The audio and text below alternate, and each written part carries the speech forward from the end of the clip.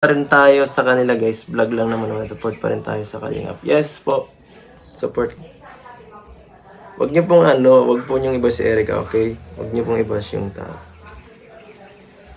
Wag po natin iba si Erica.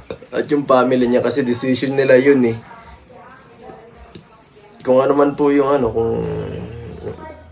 kung ayaw na po talaga nila, hindi mo po natin sila mapipigilan kasi yun po talagang gusto nila eh. Gusto nila matahimik na buhay lang eh, kaya okay lang po yun.